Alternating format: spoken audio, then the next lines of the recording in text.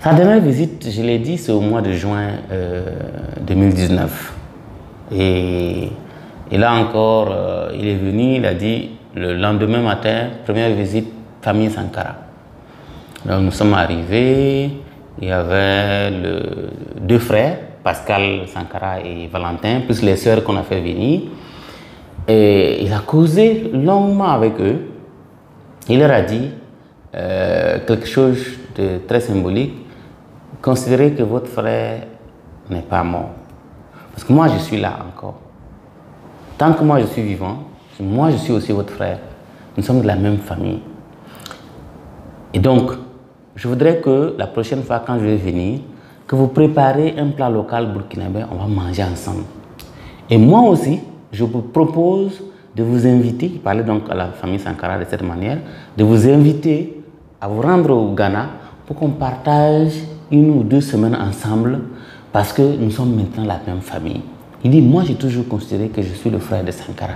Donc quand il est mort, j'ai senti que j'étais orphelin comme vous. Donc nous sommes de la même famille. Voilà comment il s'est exprimé avec la famille Sankara. C'était émotionnel pour nous qui étions à côté, qui écoutons ça. Parce que nous savons qu'il était très sincère et qu'il y apportait son ami dans le cœur. Et ils avaient de très grands projets pour les deux pays, jusqu'à projet ultime de fusionner les deux pays. Donc aujourd'hui, quand les gens nous parlent de tunnel, de canal, c'est possible parce que le projet de Sankara et Rawlings était déjà sur un niveau très avancé.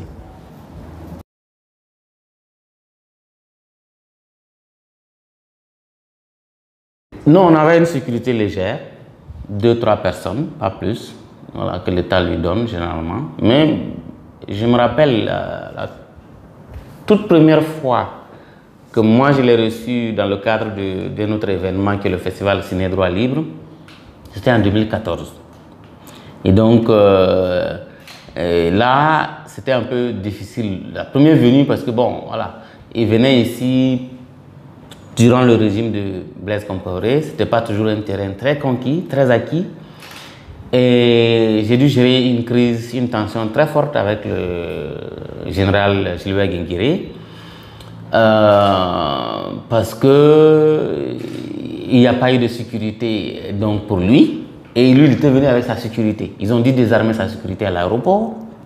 Et nous, nous étions un peu désemparés parce que mon ancien président, on désarme sa sécurité à l'aéroport, on ne lui fournit pas une sécurité rapprochée. Et bon, nous étions avec des jeunes qui ont dit non, automatiquement, ils vont aller élire le domicile devant sa porte à l'hôtel pour le garder jusqu'à ce qu'il reparte. Mais bon, finalement, on a dû prendre une sécurité privée pour assurer sa sécurité. Bon, vous voyez qu'il n'en a pas fait un problème. Le seul truc qu'il a fait, c'est quand il a rencontré Blaise, il a plaisanté avec lui. Il dit, bon, je comprends, comme ce sont tes opposants qui m'ont invité, même le minimum de sécurité, tu ne m'as pas garanti ça. Bon, c'est juste ça qu'il lui a jeté sur la figure pour plaisanter avec lui, et puis bon, et puis ils sont passés à autre chose. C'est ce qu'il nous a raconté lui-même, Rawlings. Il dit, lui, il a fait une dizaine d'années avant d'accepter de revenir au Burkina depuis la mort de son ami Thomas Sankara. Mais il a réfléchi 1000 fois. Son pays, le Ghana, est enclavé. Quand il dit enclavé, il a accès à la mer. C'est la seule frontière paisible qu'il a avec lui. Quand il est du côté est, du côté sud, pardon, du côté est, il a des pays compliqués. La Côte d'Ivoire et le Togo. Et donc, il dit que le seul pays où il doit être en paix, avec lequel il doit être en paix, c'est le Burkina. Et il dit, lui, c'est vrai, il a eu un différend avec Blaise parce qu'il a tué son ami, mais lui, il n'a pas de problème avec le peuple burkinabé. Donc, il a l'obligation de revenir. Donc, il y a une forme de réconciliation dans laquelle Salif Diallo aussi a joué un rôle important, selon ce qu'il nous a dit.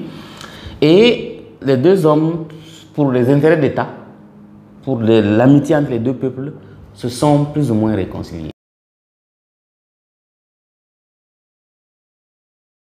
Oui, la seule que je retiens, il dit quelque temps après l'assassinat de Thomas Sankara, je crois que c'était une visite que Blaise et Kadhafi ont effectuée au Ghana ou dans un autre pays, je ne sais plus exactement. Et puis à un moment donné, je ne sais pas si c'est en Libye ou au Ghana, mais bon, peu importe, mais la narration, c'est Rawlings qui raconte ce qui s'est arrivé. À un moment donné, le président Kadhafi a proposé qu'ils prennent une photo ensemble. Juste quelques jours, hein, c'était encore frais, et pour dire que bon, la révolution continue, que c'est pas, qu'on passe à autre chose. Non, lui, Rawlings a dit non, je ne peux pas prendre une photo avec Blaise. Alors qu'il y a quelqu'un qui est couché à Ouaga, c'est vrai que je ne peux pas le ressusciter, mais je ne peux pas faire ça, je ne peux pas faire semblant que la révolution continue. Et puis, bon, pour détendre un peu l'atmosphère, Kadhafi a proposé qu'ils aillent à la chasse, donc avec Blaise. Donc, Blaise était donc ils sont dans un véhicule de chasse, Blaise était dans le véhicule devant, et lui il était derrière avec aussi son arme, une arme chargée, chacun avait une arme chargée. Ce qui passait dans sa tête immédiatement, c'était de prendre son arme et de descendre Blaise. Mais en même temps, une autre voix lui dit, si tu fais ça, qu'est-ce que ça change au Burkina? On va juste avoir un drame ici, mais ça ne change pas grand-chose. Tu ne vas pas ressusciter ton ami. Donc, bon, voilà, il a vite chassé cette idée. Puis ils ont continué tranquillement à faire la chasse et puis revenir. Mais que lui, il a toujours gardé cette idée que, voilà, au moment où ça n'allait pas, il était au courant et qu'il a voulu faire la médiation, ça n'a pas marché.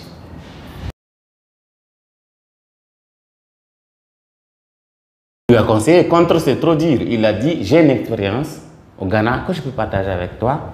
À toi de voir si tu peux, c'est comme j'ai dit, discute, il a dit, discute avec ton opposition, ils ne sont pas si radicaux. Et si vous vous rappelez, à ce moment-là, son opposition immédiate, à ce moment-là, c'est déjà les Rocs, c'était ses amis, donc il les connaissait. Voilà. Alors, quand il y a eu le problème de la statue, il était très mal. Il était très mal. Et puis, tout de suite, le lendemain, il nous a appelé à son... Parce que le 2 mars 2019, on a dévoilé la statue. Ce n'était pas bien. Il nous a appelé tout de suite, le lendemain, très tôt. Il dit de venir, on arrive. Il dit, bon, voilà, lui, il n'est pas content. Mais bon, ce n'est pas ça l'armée. On doit travailler ensemble à trouver une solution. Mais lui, ce n'est pas son ami. Ça, ce n'est pas son ami. Donc, il faudrait qu'on travaille à avoir un truc parfait. Et tout de suite, il s'est engagé. Il dit, dans quelques temps, je vous fais venir des Coréens qui vont nous faire. Il a commandé 2 statues de Corée, en miniature, qui sont venus. Et le jour suivant, par DHL, il nous a présenté ça. Et il a continué à réfléchir sur comment travailler pour que la statue soit meilleure. Alors ça, on ne va pas oublier.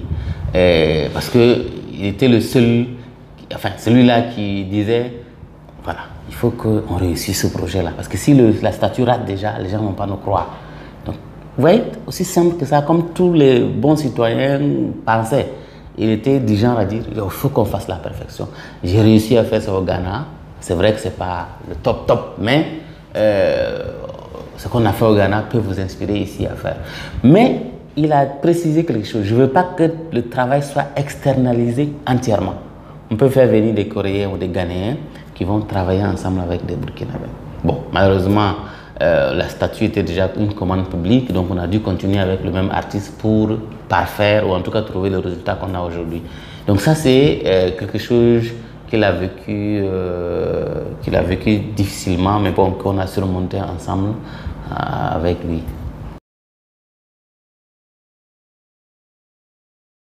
Le lancement du 2, il y a beaucoup de gens qui sont venus des 4 coins du monde. Mais la suggestion est venue du ministre Tahirou Barry, qui pensait que avoir un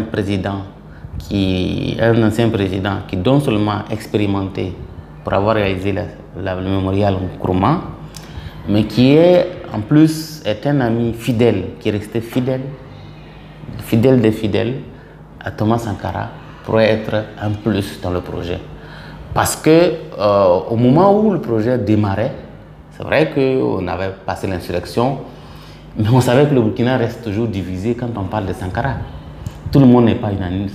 Pour à l'intérieur du Burkina, il n'y a pas une unanimité parfaite sur la mémoire de Sankara. Il y en a qui continuent de rejeter Sankara, qui continuent de dire qu'il n'était pas révolutionnaire, il y en a qui continuent voilà. Donc, il y a pas mal de points sur lesquels, voilà, on savait qu'on ne peut pas faire l'unanimité sur Sankara au Burkina. Mais en dehors du Burkina, et comme on n'est jamais prophète ce soir, en dehors du Burkina, Sankara fait l'unanimité. Donc, le projet porté par un Ghanéen de pays voisins d'à côté était quelque chose de raisonnable. Ça faisait un peu le tampon.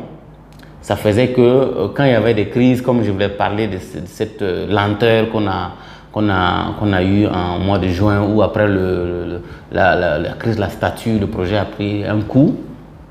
Il est venu pour booster, pour ouvrir les portes, et ça ne s'est pas bien passé.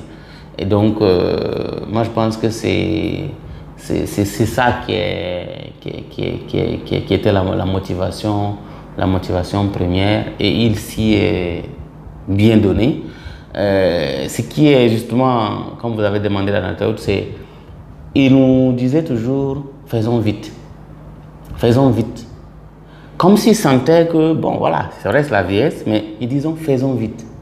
Lui, il était plus impatient, et que nous-mêmes les Burkinabés, bon, c'est vrai que nous jeunes, nous voulons que le projet, au début on a cru que bon, au bout de 2-3 ans on allait pouvoir réaliser le projet. Mais c'est vrai, le projet est ambitieux. On s'est dit, ce n'est pas la peine de faire de la précipitation, il faut aller lentement mais sûrement. Mais lui, il n'avait pas trop le temps. Parce que la phrase qu'il aimait à nous répéter, je n'ai pas pu sauver la vie de Sankara. J'ai le devoir de sauver sa mémoire, au moins. Donc, il s'y est mis comme un sacerdoce de pouvoir réaliser cette statue-là. Et le jour où on lui a présenté la maquette du projet architectural, il a dit waouh, pour une fois, je vois dans un pays africain qui a une vision pour allier culture, histoire et avenir. Parce qu'il insiste bien. Ce projet de mémorial pour lui est une autoroute d'inspiration pour l'avenir, pour la jeunesse. Ce n'est pas un regard figé sur le passé. Il dit ça, c'est une vision dans ce projet de mémorial Thomas Sankara, qui vient un peu prendre la sève de tout ce qui a été déjà fait ailleurs. Donc on a tiré les leçons un peu partout et on vient pour faire un mémorial futuriste. Et donc il a aimé ça. Il a dit je me battrai comme je peux. Et quand il est venu au mois de juin, il nous a dit vous en êtes où pour mettre en place l'unité administrative publique qui va gérer? Chaque mois qui passe, les gens m'appellent de partout. Ah, on a appris que vous êtes à la tête du mémorial Thomas Sankara pour ce projet-là important. Comment on peut apporter notre contribution? Voilà ce qu'il nous disait chaque fois. Rien que après cette mission qu'il a effectuée lui-même au mois de juin 2019, il a renvoyé encore une autre mission au mois d'octobre de la même année pour s'enquérir des suites, des conclusions qu'il a eues avec les officiels. Donc, et il a encore répété le même discours devant le Premier ministre en envoyant avec ses émissaires. Les gens me pressent. Je fais comment pour que ce projet avance? Je crois que c'est le regret qu'on a aujourd'hui de le perdre, que nous perdons véritablement un soutien moral, un soutien politique de taille et probablement aussi des soutiens financiers potentiels qui étaient entre ses mains. Et du coup, ça nous lance un grand défi, non seulement au niveau du comité, mais surtout au niveau de l'État. Parce que tout le projet se trouve entre les mains de l'État. Nous l'avons dit plusieurs fois et répété, le projet de mémorial Sankara ne peut pas être réalisé en dehors de l'État. quand vous regardez dans les autres pays, c'est l'État qui porte un projet parce que Sankara est un héros national. Sankara est mort en tant que président en exercice. Il est de tout le devoir de l'État de réhabiliter sa mémoire, de le magnifier et de le rendre hommage. Parce que vous voyez qu'à part cette année où il y a eu la cérémonie officielle de dépôt de gerbe de façon officielle, c'est la première année, donc depuis 33 ans, que le pays réhabilite un homme. On a faim de faire le monument des martyrs avec un fourre-tout dedans, mais ce n'est pas une réhabilitation de Sankara. Sankara a besoin d'être réhabilité de façon définitive et de façon claire dans un endroit précis. Et c'est au mémorial Thomas Sankara. Donc, on interpelle donc avec le départ de Rawlings, le défi est énorme au niveau de l'État, le défi est énorme au niveau des héritiers que nous sommes, et de Sankara et de Rawlings, de continuer à ce que le monsieur a rêvé, réalisé, que nous puissions le réaliser pour lui. Il dormira tranquille dans sa tombe quand il va voir ce mémorial érigé, être inauguré en grande pompe. Probablement, nous inviterons soit sa veuve, soit un de ses enfants pour être témoins de ce que leur papa a commencé à faire ici au Burkina Faso.